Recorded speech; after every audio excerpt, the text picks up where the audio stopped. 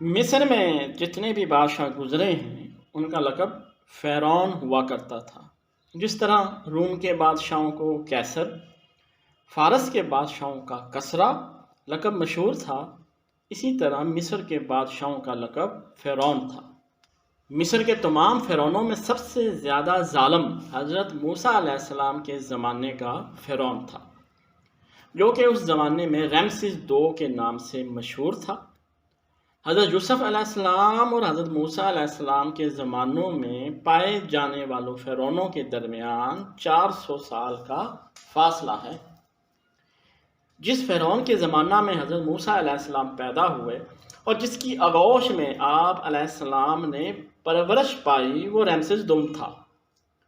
رمسیس II اس زمانہ میں بہت معمر اور مسن ہو چکا تھا، اس لیے اس نے اپنی زندگی ہی میں اپنے بیٹے منفتح کو شریک حکومت کر لیا تھا، اور یہی اس کے بعد تخت و تاج کا مالک ہوا۔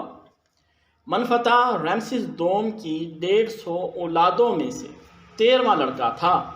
بنی اسرائیل کے مصر سے خروج کے وقت یہی منفتح وہ فرعون تھا جو غرق ہوا۔ رمسیس II کا تعلق مصر کے 19ویں حکمران خاندان سے ہے۔ یہ شاہ سیتی کا بیٹا تھا اور اس کی وفات کے بعد تخت پر بیٹھا۔ رمسیس II نے اپنی 67 سالہ دور حکومت میں شام پر متعدد کامیاب حملے کیے اور بہت سی شاندار عمارتیں تعمیر کرائیں اور کچھ نئے شہر بھی بسائے۔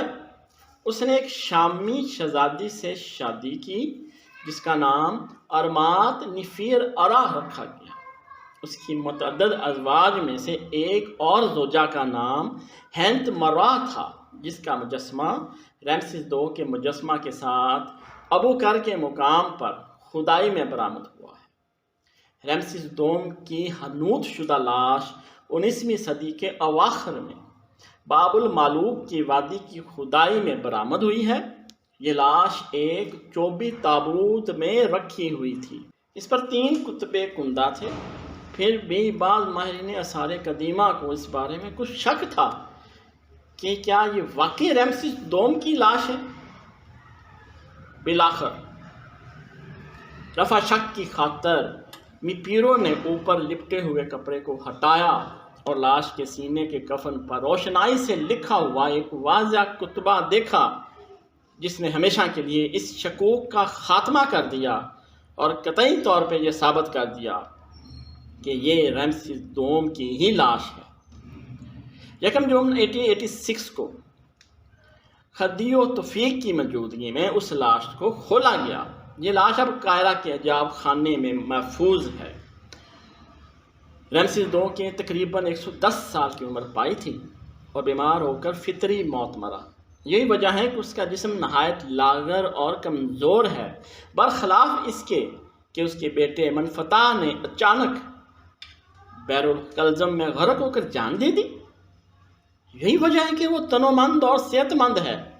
اس کی لاش سے بیماری کے کوئی آثار نہیں ملتے، لہٰذا منفتح ہی وہ فرعون ہے جس کو حضرت موسیٰ علیہ السلام اور حضرت ہارون علیہ السلام نے دعوت دی اور بنی اسرائیل کی رہائی کا مطالبہ کیا اور غرق ہو گیا۔